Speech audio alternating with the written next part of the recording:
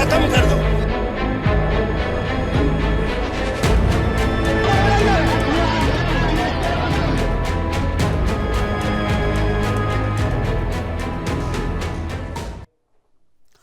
नमस्कार, आप देख रहे हैं सुदर्शन न्यूज और मैं हूं आपके साथ अमित शर्मा। बात करेंगे पाकिस्तान की। पाकिस्तान की आर्थिक स्थिति बेहद खराब हो चुकी है। आतंकवाद के पनाहगार पाकिस्तान में आर्थिक हालात बद से बदतर हो गए हैं। बात बात पर परमाणु बम की धमकी देने वाले पाकिस्तान में लोग एक एक रोटी के लिए तरस रहे हैं। ये लोग रोटी के लिए एक दूसरे की जान लेने पर उतारू हैं। गेहूं को लेकर लोगों में भगदड़ मची हुई है। पाकिस्तान के कई प्रांतों में गेहूं का स्टॉक खत्म हो गया है और आटे का गंभीर संकट खड़ा हो चुका है।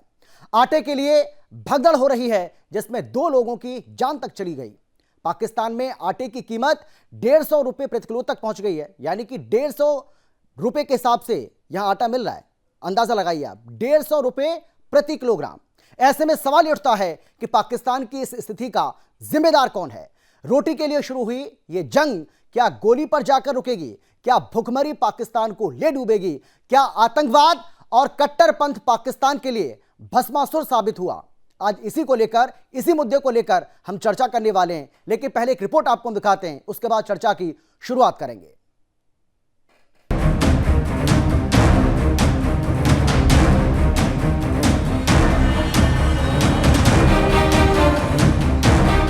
आतंकवाद के पनाहगार पाकिस्तान में आर्थिक हालात बद से बदतर हो गए हैं। बात बात पर परमाणु बम की धमकी देने वाले पाकिस्तान में लोग एक एक रोटी के लिए तरस रहे हैं। खैबर पख्तूनख्वा, सिंध और बलूचिस्तान प्रांतों के कई इलाकों में आटे की कीमतें आसमान छू रही हैं। आटे के लिए भगदड़ में लोगों की जानें जा रही हैं। पाकिस्तान की जनता आटे के एक बोरी पाने के लिए एक दूसरे से लड़ रही है। हालात ये हो चुके हैं कि सुरक्षा गार्ड AK-47 लेकर आटे की सुरक्षा कर रहे हैं। सेना के इशारे पर नाचने वाले पाकिस्तान में तहरीक-ए-तालिबान ने देश को शरिया कानून से चलाने की बात की थी। समस्या कोई भी हो, कट्टरपंथियों की नजर में समाधान सिर्फ शरिया है। लोग खाने के लिए तरस रहे हैं। 2 वक्त की रोटी के लिए लोग आपस में झगड़ रहे हैं। जनता भूख से मर रही है और ऐसे में पाकिस्तान की ही जनता सरकार से सवाल कर रही है कि आखिर क्यों ये हालात पैदा हुए, आखिर क्यों हमें खाली पेट मरने पर मजबूर किया गया और आखिर क्यों बात बात पर शरिया की दुहाई दी जाती है। आर्थिक बदहाली ने पाकिस्तान सरकार के लिए भी मुसीबत खड़ी कर दी। आरटी की सुरक्षा के लिए सुरक्षा गार्ड हवाई फायरिंग भी कर रहे हैं, जिसका वीडियो सोशल मीडिया पर वायरल हो रहा है। राजनीतिक पंडितों की माने तो रोटी के लिए शुरू हुई जद्दोजहद गोली पर ही जाके रुकेगी और ऐसे में देखना बड़ा दिलचस्प होगा कि शरिया और आतंकवाद के सहारे चलने वाले पाकिस्तान की स्थिति क्या होती है। Bureau report, Sudarshan news.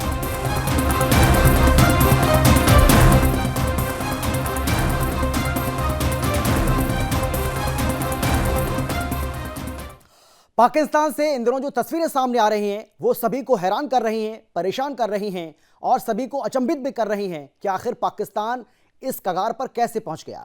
ये तस्वीरें आपको हम दिखा रहे हैं। ये तस्वीरें आप देखिए कि किस तरीके से एक गेहूं के पैकेट को लेने के लिए ये मारामारी हो रही है। एक शख्स, ये पाकिस्तानी शख्स है जिसको तस्वीरों में आप देख रहे हैं, वो गेहूं का जो पैकेट है उसको अपने सीने से लगाए हुए है, लेकिन 4 से 5 लोग आते हैं, उसके ऊपर टूट पड़ते हैं, उससे इस पैकेट को छीनने की वो कोशिश करते हुए आपको नजर भी आ रहे हैं। हालांकि वो कोशिश जो करते हैं उस अपनी कोशिश में वो कामयाब भी हो जाते हैं। उनको थोड़ा सा समय जरूर लगता है, वो रोता है, बिलखता है, लेकिन वो चाहता है कि कोई इस पैकेट को मुझसे ना ले, क्योंकि इस पैकेट को मैं अपने पास रखना चाहता हूँ।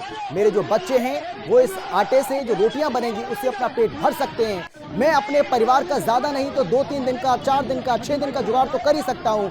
लेकिन ये जो लोग आप इनको देख रहे हैं तस्वीरों में, ये इससे इस पैकेट को छीन लेते हैं, यानी कि अपनी उस कोशिश में ये कामयाब हो जाते हैं। लेकिन ये तस्वीरें हम क्यों आपको दिखा रहे हैं, इस बात को जानना भी आपके लिए बहुत ज़्यादा ज़रूरी है।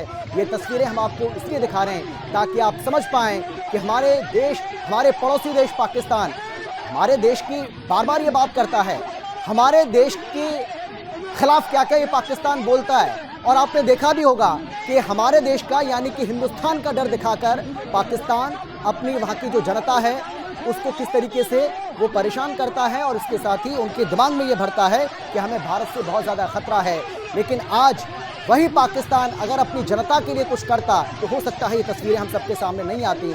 लेकिन आप देखिए किस तरीके से एक आटे के पैकेट के लिए किस तरीके से 4 से 6 लोग टूट पड़ते हैं और अंततः होता बिरखता ये शख्स इसमें कामयाब नहीं हो पाता है और बाकी जो लोग उससे इस पैकेट को छीनने की कोशिश करते हैं वो अंततः उससे उस पैकेट को छीन लेते हैं। एक और तस्वीर आपको हम दिखाते हैं जिससे आप आसानी से समझ पाएंगे कि पाकिस्तान में हालात बद से बदतर हो जा रहे हैं।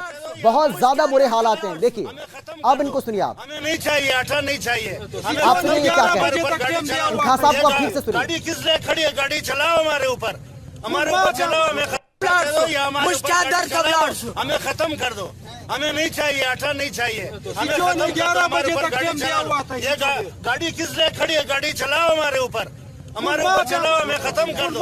ना हम होंगे ना आटा लेने आएंगे, सबको खत्म कर दो। जितने खड़े यो कारोबार नसत, रोजगार नसत, हमें खत्म कर दो।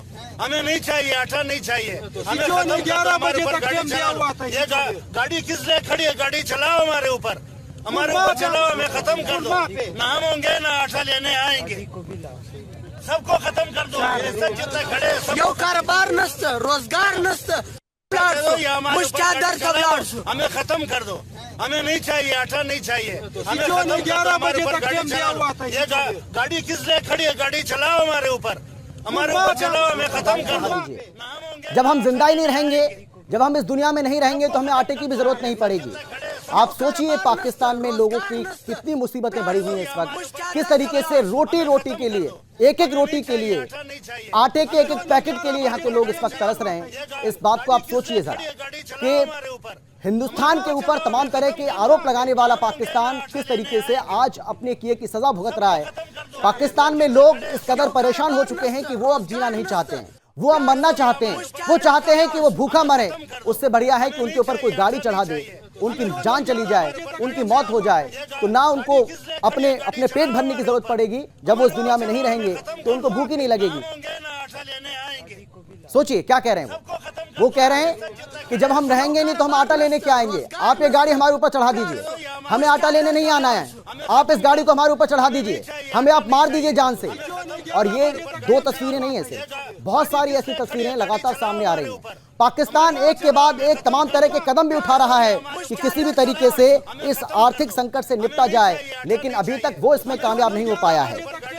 पाकिस्तान को ना IMF की तरफ से कोई मदद मिल रही है, ना चीन की तरफ से कोई मदद मिल रही है, और सऊदी अरब ने भी हाथ खड़े कर लिए हैं। और यही वजह है कि पाकिस्तान को अब समझ नहीं आ रहा है कि इस बुरी स्थिति में अगर किया जाए तो किया जाए क्या और किस तरीके से इससे निपटा जाए। ये अपने आप में एक बहुत बड़ा अहम सवाल अब पाकिस्तान के लिए आ खड़ा हुआ है। लेकिन पाकिस्तान इससे बाहर कैसे निकलेगा, ये भी एक बहुत बड़ा सवाल है, क्योंकि पाकिस्तान तो वो देश है जो आतंकवादियों को आतंक को पनाह देता है, लेकिन आज अपने ही किए कि वो सजा भुगतता हुआ दुनिया के सामने नजर आ रहा है, जिसकी तस्वीरें हमने आपको दिखाई हुई हैं। आज हम इसी को लेकर चर्चा करने वाले हैं। एक बड़ा पैनल हमारे साथ मौजूद है, उनसे हम चर्चा की शुरुआत करेंगे। लेकिन कौन कौन लोग हमारे साथ हैं, सबसे पहले उनसे आपको हम परिचय करा देते हैं। हमारे साथ JS सोनी जी हैं, जो कि रक्षा विशेषज्ञ हैं। इसके साथ ही हमारे साथ पूर्व डिप्लोमेट BS निगम जी हैं, पूर्व राजनयिक हैं, और इसके साथ ही अर्थशास्त्री भारत भूषण जी भी हमारे साथ जुड़ गए हैं।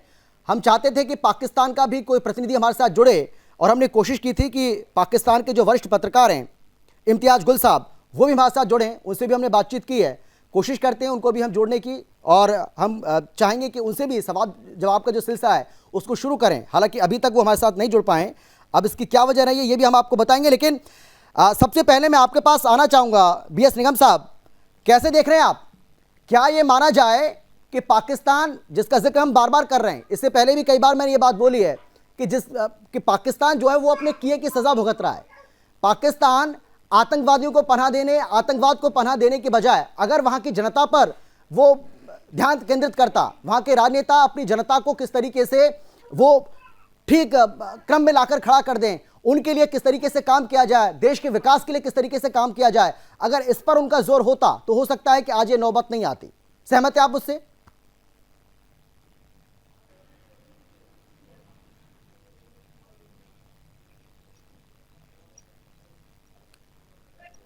निगम साहब आवाज आ रही है?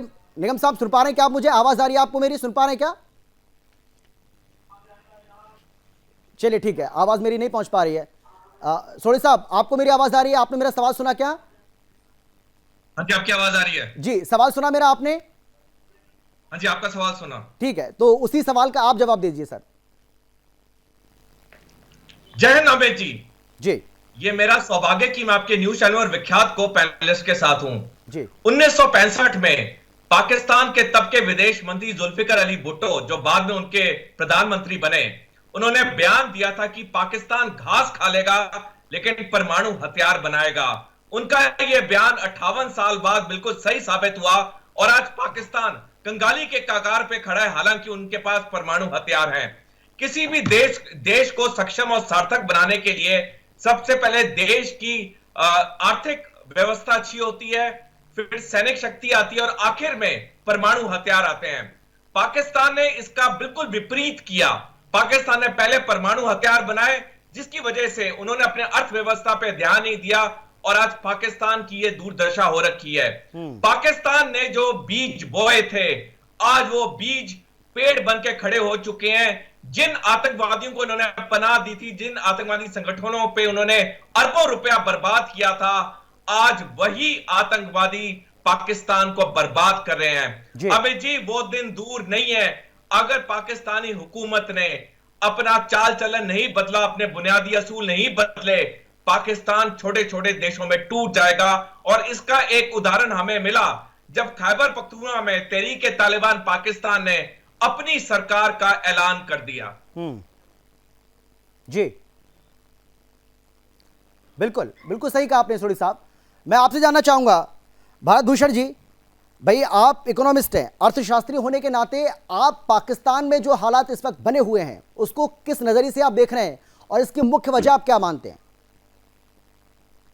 असल में पाकिस्तान की बुनियाद और पाकिस्तान की सोच ये दोनों ही उल्टी रही है। उन्होंने हिंदुस्तान के साथ मुकाबला करके हिंदुस्तान में हमेशा से डिस्ट्रक्शन की कोशिश की, जबकि हिंदुस्तान ने हमेशा कंस्ट्रक्शन की कोशिश की। हिंदुस्तान पॉजिटिव चला और वो नेगेटिव चले। उन्होंने अपनी इकोनॉमी की तरफ ध्यान ना करके, जैसे अभी सरदार साहब ने बिल्कुल ठीक फरमाया कि उन्होंने अपने परमाणु परीक्षण करके अपने आप को सुइसाइडल स्टेज में ले आए, अपने पैरों पे आप कुल्हाड़ी मारी, वहां इतना पैसा और असला लगा दिया कि उनकी इकोनॉमी शटर करती रही। उन्होंने सोचा उधार लेके हम काम चलाएंगे तो वापस देना ही नहीं पड़ेगा। आज वो जमाना आ गया कि जब इनको एक पैसा कोई देने को कहीं भी इन्वेस्टमेंट नहीं है और डॉलर का रेट इस वक्त 250 रुपया हो गया और इनको कोई एक पैसा देने को तैयार नहीं है, जबकि इन्होंने IMF का पैसा लोन वापस करना है। इनकी स्टेज जिस तरह से ये चलते जा रहे हैं ये सुधरने वाले नहीं है और इनकी पोजीशन लंका से ज्यादा खराब होने वाली है। आप इस समय में देखेंगे जब तक ये अपनी टैक्सेशन पॉलिसी नहीं सुधारेंगे, जब तक अपनी इकोनॉमी की तरफ ध्यान नहीं देंगे, ये इनका बेड़ा गर्क होता रहेगा और ये पब्लिक इनको सिविल वॉर होगी और ये आपस में ही मार काट करेंगे, क्योंकि जिसको खाने के लिए नहीं मिलेगा वो दूसरे से छीनेगा ही। तो अभी सिचुएशन पाकिस्तान की कोई सुधरने वाली नहीं है। कोई इनको वर्ल्ड में सपोर्ट करने वाला नहीं, क्योंकि इनके जो उग्रवाद की नेचर है ये इनके ब्लड में है और ये जब तक उसको नहीं सुधारेंगे तब तक कोई इनकी मदद को आगे आने को तैयार नहीं होगा। ठीक है सर, आता हूं मैं आपके पास। लेकिन सोडी साहब, पाकिस्तानी सेना का इसमें कितना हाथ आप मानते हैं, कितना रोल आप मानते हैं पाकिस्तान को इस हालत में पहुंचाने के लिए? ये 2004 में हसन अब्बास ने किताब लिखी थी पाकिस्तान ड्रिफ्ट इनटू एक्सट्रीमिज्म, जिसमें उन्होंने लिखा था कि पाकिस्तानी जो राजनीति है वो 3A के ऊपर चलती है, अल्लाह, अमेरिका और आर्मी। आर्मी का पाकिस्तान की हर चीज में हाथ है।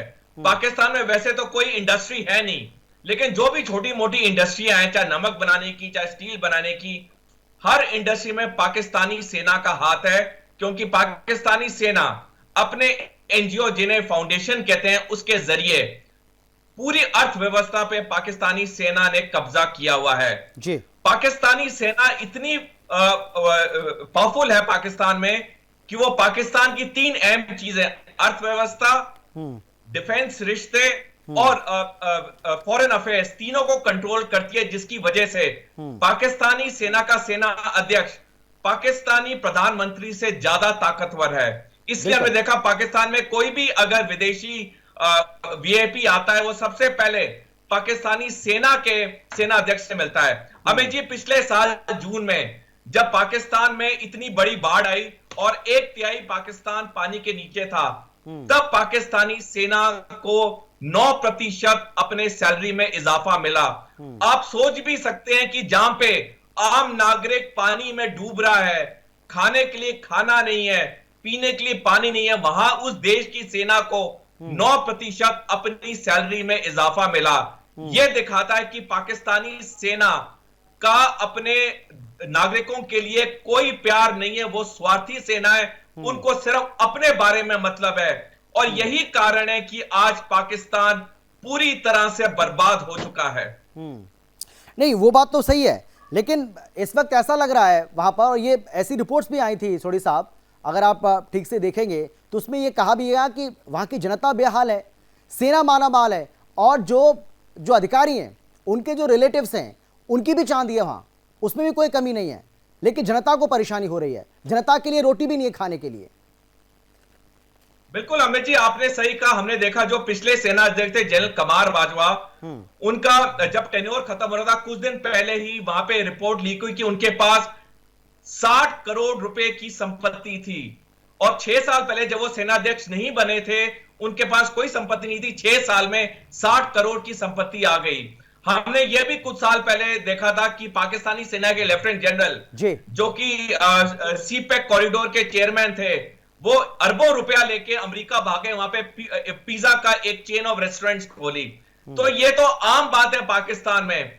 पाकिस्तान की जो सेना है वो सबसे शक्तिशाली है, उनके अफसर जवान सबसे अमीर हैं, बाकी नागरिकों को खाने के लिए मिले ना मिले, लेकिन उनके जेब जरूर भरे जाते हैं। जो भी इनको लोन मिलता है, सारा लोन या पाकिस्तान के पॉलिटिशियन खा जाते हैं या पाकिस्तानी सेना के अफसर खा जाते हैं। बिल्कुल सही कहा आपने। निगम साहब, आवाज पहुंच रही है मेरी आप तक? क्या आप सुन पा रहे हैं आप मुझे? जी पहुंच रही है जी, पहुंच रही है। सीधा सवाल मेरा आपसे यही है, पाकिस्तान को इस हालात में पहुंचाने के लिए किसको आप जिम्मेवार मानते हैं, और इसकी बड़ी वजह क्या मानते हैं आप? सबसे बड़ी वजह तो जैसे सोडी साहब ने कहा है, ये आर्मी है, क्योंकि आर्मी ना तो कुछ करने देती है और जैसा वो चाहती है वैसा करवा लेती है। उनकी चाहे एक्सपोर्ट हो इंपोर्ट हो, सब पर उन्हीं का ही कंट्रोल रहता है। तो क्या जो एस्टिमेट था कि हाँ भाई बाढ़ के बाद में हमारे पास में इतनी दिक्कत आने वाली है, क्या वहां के अर्थशास्त्री बिल्कुल ही दिमाग से खाली हैं? उन्हें पता नहीं था कि कितना हमें खर्चा आएगा, कितना हमें अनाज की आवश्यकता है। और ठीक है, चलो गेहूं एक मुद्दा है, वहाँ राइस भी तो है, राइस मंगा सकते थे, उसे काम चल सकता था, ठीक है। लेकिन जैसे पहले मेरे पूर्व वक्ता ने बताया है, वहां आर्मी इतनी ज्यादा करप्ट है। और आर्मी क्यों, ब्यूरोक्रेसी में वहां जिसे जो चांस मिलता है सबसे पहला काम करता है वो अपना घर भरने का। ना वहां देश की परवाह है, ना वहां जनता की परवाह है। वहां परवाह है तो केवल अपने घर की, अपने जेब की, अपने बैंक बैलेंस की, और बाद में वो छोड़ के भाग जाने की। अल्टीमेटली अभी भी थोड़ी बहुत मदद जो की है वो रूस ने की है, और उसमें मैं ये बड़ा कहना चाह जी, तो रूस का मदद मिली है। ये इमरान खान की उस अचानक यात्रा से संभव हो पाई है, जिसको ये कह रहे थे कि वो वहां क्यों भाग गया, है ना। तो ये वहां जो सबसे बड़ा कारण मुझे दिखाई देता है वो करप्शन है, और करप्शन वहां हर लेवल पे है। कोई किसी की सुनता नहीं है, ठीक है। वहां कोई पॉलिसी परमानेंट नहीं है कि आखिर आपके 10 साल, आने वाले 10 साल की पॉलिसी क्या होंगी। अगर हम अपने देश की तुलना करते हैं उनसे, तो वो कहीं नहीं ठहरते, नो वेयर। क्योंकि हमारे सिस्टमेटिक डेवलपमेंट प्लान है, उनके यहाँ ऐसा बैगाबॉन्ड टाइप प्रशासन है कि वहां जो जिसकी चलती है वो चला लेता है ना। इसलिए कोई एक फैक्टर जिम्मेदार अगर माना जा सकता है तो वो करप्शन है, जो वहां हर लेवल पर और हर जगह मौजूद है। ठीक है, लेकिन भारत जी देखिए, एक बहुत बड़ा फैक्टर बता रहे हैं कि करप्शन, पाकिस्तान में जो करप्शन है, और जिस तरीके से निगम साहब बता रहे हैं कि वहाँ ऐसे हालात हैं कि जिसको जैसे भी मौका मिलता है वो उसको कैश कर लेता है, वो उसको भुना लेता है। तो क्या करप्शन के अलावा जो भी चीज़ें निकलकर सामने आ रही हैं, और क्या ये उम्मीद करें कि आने वाले समय में पाकिस्तान का भी वही हाल होगा जो श्रीलंका का हुआ है? श्रीलंका में क्या कुछ हुआ हमने सबने देखा, नेताओं को अपने घरों को छोड़कर भागना पड़ा। क्या पाकिस्तान में भी आने वाले समय में वही हालात देखने को मिल सकते हैं? पाकिस्तान में ना तो कोई डिसिप्लिन है जी, ना कोई सिस्टम है। वहां चूंकि डेमोक्रेसी बराए नाम को है और कंट्रोल आईएसआई और कंट्रोल आर्मी का है। आर्मी में लूट सबसे ज्यादा है और वो उनका मेन काम यही है कि डेमोक्रेटिक जो रूलर हैं उनको दबा के रखना, उनको ब्लैकमेल करना और अपनी रोटियां सेकनी, अपने पैसे बनाने, अपनी लूट मचानी। जो कंट्रोल आर्मी का है उन्होंने इतना डिस्ट्रक्शन कर रखी है इकोनॉमी में कि इकोनॉमी के कोई भी पॉलिसी को वो चलने नहीं देते। इस वजह से आदमी जो डेमोक्रेसी और इकोनॉमी के रूल ना चलने से रेवेन्यू सिस्टम बिगड़ गया उनका, और कहीं से उनको पैसे और कमाई और टैक्स की कहीं से इनकम की कोई गुंजाइश नहीं है। पाकिस्तान में कोई इंडस्ट्री नहीं है, पाकिस्तान का बिल्कुल कोई एक्सपोर्ट नहीं है, और अब तो उनकी चूंकि उनके पास पैसे ही नहीं बचे, फॉरेन एक्सचेंज ही नहीं बचा, तो अब तो उनकी इंपोर्ट भी शटर हो गई है। बाहर से सामान ना आने की वजह से पेट्रोल इस वक्त 250 रुपए भी नहीं मिल रहा, और उनकी जो चीजें इतनी महंगी है क्योंकि अपने पास प्रोडक्शन ही नहीं है इनकी, और जहां तक है उनकी फसल वो भी काम नहीं कर रही क्योंकि इनपुट के लिए पैसा उनके पास है ही नहीं। तो गवर्नमेंट की प्लानिंग और इमीडिएट गवर्नमेंट की जो चेंजेस होते जा रहे हैं, तो इसके मारे कोई सिस्टम कोई पॉलिसी अडॉप्ट नहीं कर सकते। सस्टेनेबल पॉलिसी ना होने की वजह से वो आगे कुछ नहीं कर पा रहे, और आगे कुछ उनकी गुंजाइश भी नहीं है क्योंकि वहां कोई भी एक लीडर नहीं है जिसको फॉलो करके या जो कोई पॉलिसी बना सके और उसको ये फॉलो कर पाए। इनके लीडरशिप की फेलियर की वजह से, इनकी आर्मी की वजह से और इनकी करप्शन की वजह से ये सारा तालमेल इतना बिगड़ा हुआ है कि ये लंका से बदतर हो जाएंगे। आप देखेंगे शॉर्टली इनके अंदर और ड्रास्टिकली फॉल आएगा और नुकसान ये बहुत मोटा उठाने वाले। सोनी साहब, अब ये कहा जा रहा है, जानकारी ये मिल रही है कि जो सेना प्रमुख हैं वो सऊदी अरब पहुंचे हुए हैं और वहां के रक्षा मंत्री से वो गुहार लगा रहे हैं कि भाई आप हमें बिल आउट पैकेज दीजिए, कैसे भी करके आप हमारी मदद कीजिए, लेकिन हाथ खड़े कर दिए गए। तो सेना भी इस बात को जानती है कि पाकिस्तान को इस हालात में पहुंचाने के लिए हम भी बहुत बहुत हद तक जिम्मेदार हैं। तो क्या वो इस स्थिति से निकालने के लिए जो कोशिश कर रहे हैं, आपको लगता है कि उसमें वो किसी भी तरीके से कामयाब हो पाएंगे जो हालात हैं अभी वर्तमान पाकिस्तान के? अमित जी, आपने सही कहा। पाकिस्तानी सेना के सेनाध्यक्ष जनरल असीम मुनीर सऊदी अरेबिया गए हुए, वहां पे वो उनके रक्षा मंत्री और क्राउन प्रिंस मोहम्मद बिन सलमान से भी मिले और इन्होंने वहां आग्रह किया कि उन्हें $450 मिलियन US का लोन दिया जाए और वो 3000 सैनिक देंगे जो पाकिस्तान, जो सऊदी अरेबिया की रॉयल फैमिली है उसको गार्ड करने के लिए। लेकिन ये बात इसलिए सफल नहीं हो रही है क्योंकि सऊदी अरेबिया सिर्फ सुन्नी मुसलमान चाहता है वहां पे अपने जो भी 3000 सैनिक भेजे जाएंगे, और पाकिस्तानी सेना में शिया सुन्नी दोनों मुसलमान हैं। तो इस बात पे वो चीज अटकी हुई है, और लेकिन असीम मुनीर पूरी कोशिश करें कि किसी तरह वो मान ले ताकि उन्हें $450 मिलियन US का लोन मिल जाए। ये हालत हो चुकी है पाकिस्तान की व्यावसायिक सेना को कुछ दिन पहले जो वर्ल्ड कप हुआ कतर में, वहां पे सिक्योरिटी गार्ड के हैसियत में भेजा गया। पाकिस्तान ने चीन को कुत्ते और गधे का मीट बेचना शुरू कर दिया। उनकी हालत इतनी बुरी हो चुकी है। तो चाहे जनरल असीम मुनीर जितनी भी कोशिश कर ले, उनको थोड़ा पैसा तो मिल जाएगा कहीं ना कहीं से, लेकिन पाकिस्तान ज्यादा देर तक टिक नहीं पाएगा क्योंकि अमित जी, झूठ और नफरत के पैर ज्यादा देर नहीं चलते हैं। पाकिस्तान देश ही बना भारत के नफरत की नीति पे। पाकिस्तान शुरू से झूठ बोलता आया, आतंकवादियों को पनाह देता आया और आज उनका ये हाल है। अगर उन्हें थोड़ा बहुत लोन मिल भी गया, वो ज्यादा देर पाकिस्तान को बचा नहीं पाएगा। पाकिस्तान का डूबना शुरू हो गया है और कुछ वक्त में ही पाकिस्तान 4-5 छोटे देशों में टूट जाएगा। यानी आप ये कह रहे हैं कि हालात बहुत ज्यादा बुरे हैं, मतलब सोच भी नहीं सकते हैं, लोग इमेजिन भी नहीं कर सकते, उससे ज्यादा बुरे हालात हैं, आप ये कह रहे हैं, मतलब इस ओर आप इशारा कर रहे हैं क्या?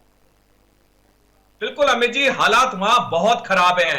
वहां पे लोगों के पास ना खाने के लिए ना पीने के लिए पानी है। पेट्रोल 300 रुपए पहुंच चुका है, जैसे आपने ओपनिंग ग्राफिक में सही बताया। वहां पे एक एक आटे के बोरे के लिए मारकाट हो रही है। इनकी हालत श्रीलंका से भी बुरी होने वाली है।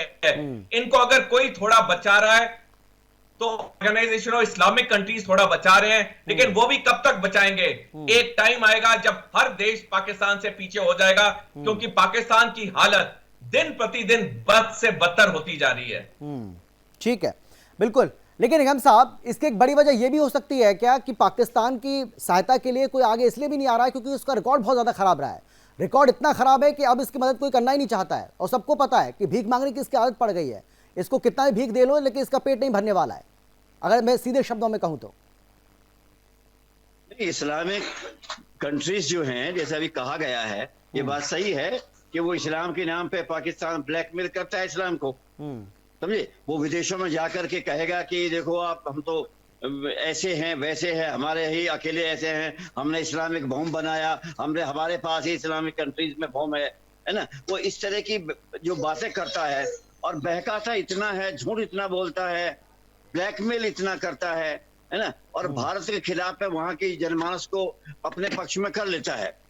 और मुझे तो आश्चर्य होता है कि जो किंग सलमान हैं, वो इतने मतलब प्रोग्रेसिव होते हुए भी क्यों पाकिस्तान को इतनी मदद करते हैं? उन्हें पाकिस्तान से फायदा क्या है?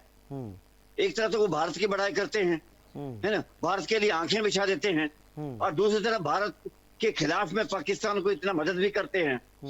तो अभी थोड़ा सा मुझे लगता है कि एक मानवता के नाते वो मदद वहां से आ रही है, और मानवता के नाते जो मदद है वो बहुत दिन तक चलने वाली नहीं है। किसी भी देश को आप उधार का भीख मांग के गुजर नहीं कर सकते, समझे। सही बात है। हमने उसको देखा अभी जेलेंस्की को, ठीक है, उधार से लड़ाई लड़ी नहीं जा सकती, और ये तो भूख की लड़ाई है। अगर जनता ने इनको सोच लिया तो जनता आर्मी को भी उखाड़ के फेंक सकती है। जनता की ताकत इतनी बड़ी होती है, बिल्कुल सही, समझे। अभी तो ठीक है 2-4 लोग ही मरे हैं, और यहाँ बात चूंकि पेट की है, ठीक है ना, और उसके आंतरिक हालात इतने खराब हैं। बलूचिस्तान को आप देख रहे हैं, वहाँ जो आतंकवादी गुट है, जो अफगानिस्तान का तहरीक तालिबान वाला है, वो भी इतना जबरदस्त है कि वहाँ एक फ्रंट अलग खुल गया है। अब पाकिस्तान के पास में एक ही रास्ता है कि जो न्यूक्लियर आर्सेनल उसके पास में है उसे बेच दे, उन खोखों को लेकर के भीख मांगे कि ये ले लो, हमारे पास में आर्सेनल है, समझे। उसे कोई कुछ देने वाला नहीं है।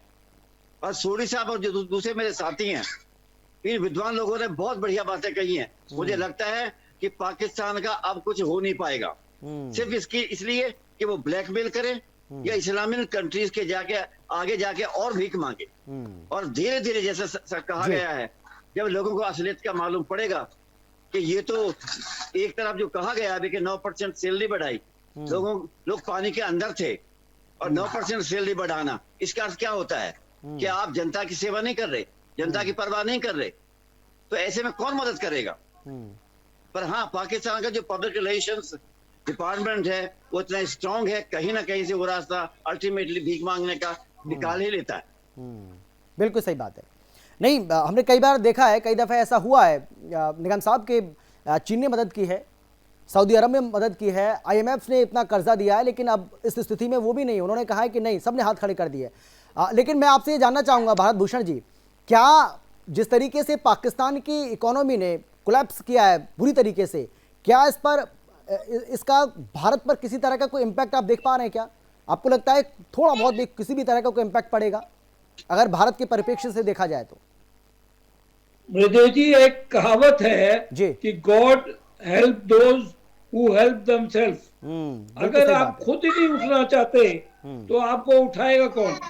सबसे बड़ी मुसीबत इस वक्त ये है कि जो उनकी डेमोक्रेटिक गवर्नमेंट बनी हुई है जी। उनके अंदर जील नहीं है, उनके अंदर भावना नहीं है कि हम ये उठ पाए, वो अपना काम चलाऊ इस वक्त भी अभी भी सोची बैठे हैं कि ये तशद्दुद करके हम अपना काम चला लेंगे। जब तक वो अपनी पॉलिसी तशद्दुद की चेंज नहीं करेंगे, जब तक ये उग्रवाद की पॉलिसी चेंज नहीं करेंगे, वर्ल्ड के अंदर इस वक्त कोई भी उनको किसी तरह की मदद देने को तैयार नहीं है। अगर कोई थोड़ी बहुत मदद रशिया से या सऊदी से मिल जाती है तो वो एक टेम्परेरी फेज है जो कि इनको और ज्यादा गर्त में गिराएगी, इनको उठाएगी नहीं, क्योंकि इनमें लूट मची है और लूट खसोट में आर्मी और जो इस वक्त थोड़ी देर के लिए गद्दी पे बैठे हैं वो अपनी जेब भरने के लिए बैठे हैं। कोई पॉलिसी नहीं है, कोई एम नहीं है, कोई गोल नहीं है। ये अल्टीमेटली इनको विरासत में जो मिला है ये और उसका नाश मारेंगे। इनको जब तक हार्ड प्लानिंग नहीं करेंगे इकोनॉमी के लिए ये नहीं उठ सकते, और हार्ड प्लानिंग करने के लिए आपको एक सॉलिड गवर्नमेंट चाहिए जो कि इनके पास नहीं है। ये डिपेंडेंट है ISI पे और ये डिपेंडेंट है आर्मी पे।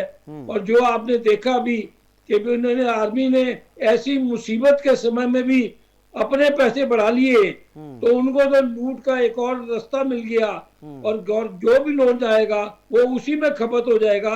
वो इतनी मोटा खर्चा उसमें बैठेगा कि कहीं से पूरा नहीं पड़ेगा। जो पैसा आएगा वो पब्लिक तक तो पहुंचेगा ही नहीं और लुट जाएगा। तो अल्टीमेटली पाकिस्तान को अपनी पॉलिसी चेंज करनी पड़ेगी और जब तक चेंज नहीं करते पॉलिसी वो तब तक ये और डिस्ट्रक्शन पे और नीचे गर्त में जाते जाएंगे और ये जल्दी ही लंका की तरह डूबने वाले हैं। इनको कोई बचा नहीं पाएगा क्योंकि इनके अंदर इम्प्रूव करने की भावना नहीं है। इनके अंदर कंट्री के लिए कोई भी सैक्रिफाइस करने को तैयार नहीं है। ये अपने ही लूट में बचे हैं और जो पैसा अभी इनको कहीं से मिल भी गया तो वो इन दोनों में बंदर बाट हो जाएगी और पब्लिक फिर देखती रह जाएगी और किसी पब्लिक में कहीं कोई उसका बेनिफिट नहीं मिलने वाला, गरीबों की कोई मदद करने वाला नहीं है और ये सिविल वॉर में जाएंगे ही। अल्टीमेटली यही होगा इनके लिए। लेकिन सोनी साहब, क्या पाकिस्तान अपनी पॉलिसी में किसी तरह का कोई बदलाव करेगा? क्या पाकिस्तानी सेना इससे कोई सबक लेगी? ऐसी उम्मीद कर पा रहे हैं क्या आप? अमित जी, किसी भी देश का जो मोराल होता है, मोटिवेशन होता है, वो उसकी सेना से जाना जाता है। बिल्कुल सही बात। पिछले साल दिसंबर के महीने में पाकिस्तानी सेना के 5000 अफसरों ने अपना इस्तीफा दिया है। उन्होंने बोला कि हम पाकिस्तानी सेना में नौकरी नहीं करना चाहता, हमें पेंशन भी नहीं चाहिए। आप समझ सकते हैं कि पाकिस्तान का कितना बुरा हाल हो चुका है। जहां तक आपका सवाल है पाकिस्तानी सेना क्या नियंत्रण छोड़ेगी, पाकिस्तानी सेना अपने आप से नियंत्रण नहीं छोड़ेगी। जब तक पाकिस्तानी हुकूमत नहीं ये ऐसे कदम लेगी, पाकिस्तानी सेना को तो अब मजा आने लग गया है क्योंकि उनकी तो जेबें भरी जा रही हैं। जिसकी जेबें भरी जाए वो खुद क्यों अपने पैर पे कुल्हाड़ी मारेगा? ये पाकिस्तानी हुकूमत को करना पड़ेगा, जो कि इस वक्त भी लग नहीं रहा है क्योंकि पाकिस्तानी हुकूमत बिल्कुल पाकिस्तानी सेना के कब्जे में है। तो पाकिस्तान का आने वाले समय में कोई होप नहीं है, ये सिर्फ बद से बदतर इनके हालात होते रहेंगे। ठीक है, लेकिन निगम साहब, ये तो संभव लगता ही नहीं ना पाकिस्तान में कि पाकिस्तानी सरकार, चाहे वो किसी की भी सरकार हो, प्रधानमंत्री कोई भी हो, लेकिन बिना सेना के समर्थन के वो सरकार चल जाए, ऐसा हो ही नहीं सकता पाकिस्तान में। तो जो सोडी साहब कह रहे हैं वो आपको क्या संभव नजर आ रहा है कि वहां की सरकार को कदम उठाने पड़ेंगे? क्योंकि अगर हम भारत की तुलना करते हैं तो भारत में आर्मी का, हमारे डेमोक्रेसी में और हमारे हर नेताओं का आर्मी से एक ऐसा प्यारा रिश्ता है, जनता का आर्मी में रिश्ता है ना, क्योंकि वो सब आर्मी से में हमारा रिप्रेजेंटेशन होता है पूरा देश का, है ना। वहां ऐसा नहीं है। तो वहां तो जो बताया गया है पूरा करप्शन है हर तरह से। और एक चीज मैं आपको और बताऊं जी, जब कहीं इन्हें ये उम्मीद होती है कि हमें पैसा मिलने वाला है, मुझे क्षमा करेंगे, ये मेरा एक अपुष्ट है क्योंकि आप इसकी पुष्टि कहाँ से शादी कर पाए, तो जैसे मालूम पड़ता है अगली फ्लाइट से अगर वहां से नेता जाता है तो फौज का आदमी जाता है तो अगली फ्लाइट से, अगर फौज का आदमी पहले होता है जी। तो फिर वो नेता जाता है और अनेक बार पैसा वहां पर ब्रीफ केस में भर के आता है और एयरपोर्ट से वो गायब हो जाता है। ये हमारे भारत में तो एक बार हुआ है, लेकिन आर्मी का रोल नहीं था, वो नेताओं का आपस में था। लेकिन पाकिस्तान में तो ये आम चीजें हैं जिसकी रिपोर्टें यदा कदा छपती रहती है। तो वहाँ करप्शन के जो लेवल है आप समझ नहीं सकते। और जो उन्होंने भी कहा था हमारे दूसरे एक्सपर्ट साहब ने कि वहां अगर कोई आएगा भी, वो जो सहायता आएगी वो बहुत कम आएगी और कोई गारंटी नहीं है कि वो सही जगह पर जहां जरूरत है वहां तक पहुंचेगी। आप जरा एक इंडिपेंडेंट सर्वे करवा लीजिएगा प्लीज, एक मिनट। अगर आप ये सर्वे करवा इनके घरों की तलाशी लें तो अभी भी आर्मी के बड़े बड़े ऑफिसर के जो गोदाम हैं वो आटे से भरे हुए मेरे पास होंगे। समय ये कम इस है। तरह का सोनी साहब, ब्रेक आखिरी में कमेंट मैं दिखाते आपका चाहूंगा, 10 सेकंड में अपनी बात आप रखें प्लीज, जल्दी से आखिरी कमेंट आपका। सोनी साहब। अमित जी, पाकिस्तान में बदलाव लाने के लिए ना सेना कुछ करेगी ना हुकूमत करेगी, उनकी जनता को करना पड़ेगा। उनकी जनता को सड़कों पे आना पड़ेगा, जनता को हुकूमत और पाकिस्तानी सेना पे दबाव बनाना पड़ेगा, तभी पाकिस्तान में कोई बदलाव आएगा, अन्यथा पाकिस्तान छोटे छोटे देशों में टूट जाएगा। ठीक है, ठीक है। भारत भूषण जी, आपका भी आखिरी कमेंट, 10 सेकंड में अपनी बात रखिए प्लीज, जल्दी से। नहीं, मेरा विचार तो यह है कि इस वक्त पाकिस्तान 69 कैच की सिचुएशन में है। ना ये आर्मी को छोड़ सकते हैं, ना आर्मी डेमोक्रेटिक प्रोसेस को चलने देगी। अल्टीमेटली ये बंदरबांट, जैसे मैंने पहले कहा कि ये बंदरबांट ही होगी। अगर पैसा कहीं मिल गया इन्हें तो आर्मी पहले छीनेगी और डेमोक्रेटिक प्रोसेस में पब्लिक तक पैसा कोई पहुंच ही नहीं पाएगा। जो ये लीडर बैठे हैं डेमोक्रेटिकली अपने आप को शो कर रहे हैं, ये भी शॉर्ट टर्म है, कुछ पीरियड के लिए है। और ये दंगा फसाद और सिविल वार इनके यहाँ होने ही वाली है, क्योंकि जो पैसा आएगा ये पब्लिक तक तो पहुंचेगा नहीं, कोई इनको रिलीफ नहीं मिलेगा, किसी तरह की ये लोन पेमेंट नहीं कर पाएंगे, आगे इनको कोई भी मदद करने को तैयार नहीं होगा। ठीक है सर। ये एक आध कंट्री जो कर रहे हैं वो अपने स्वार्थ के लिए कर रहे हैं। चाइना पीछे हट जाएगा क्योंकि उसको लैंड मिलेगा तभी वो इनको कुछ मदद करेगा। और अभी भी सर चाइना कहाँ साथ दे रहा है? चाइना ने हाथ खड़े कर दिए, सऊदी अरब ने हाथ खड़े कर दिए। आईएमएफ की ओर से भी उम्मीद लगाए बैठे थे, आईएमएफ ने भी जो इन्होंने डिमांड की थी वो उतना नहीं दिया है, थोड़ा बहुत दिया है, बहुत ज्यादा नहीं दिया है। तो कुल मिलाकर के ये आप कह सकते हैं कि पाकिस्तान के जो हालात हैं वो बहुत ज्यादा बदतर हो चले हैं। बहुत धन्यवाद आप सभी का हमारे साथ जुड़ने के लिए, चर्चा में शामिल होने के लिए और समय निकालने के लिए। लेकिन क्या जो बड़ा सवाल हम लगातार कर रहे थे, सवाल अभी भी जस का तस बना हुआ है कि क्या श्रीलंका की राह पर पाकिस्तान चल पड़ा है? क्योंकि जिस तरीके से हालात वहां बिगड़ रहे हैं, ऐसा लग रहा है कि पाकिस्तान के भी वही हालात होने वाले हैं, पाकिस्तान का भी वही हाल होने वाला है जो श्रीलंका का हम सब ने देखा था। वो तस्वीरें आज भी जब हम सभी देखते हैं तो हम सहर उठते हैं कि क्या किसी भी देश का इतना बुरा हाल, क्या किसी भी देश की जनता इस तरीके से त्रस्त हो सकती है? क्या इतना गुस्सा किसी भी देश की जनता का देखा जा सकता है? वो तस्वीरें हमें आज भी याद हैं। तो क्या पाकिस्तान उसी राह पर चल पड़ा है? थोड़ा इंतजार करते हैं। फिलहाल इतना ही, लेकिन देश और दुनिया की बाकी खबरों के लिए आप देखते रहिए सुदर्शन न्यूज।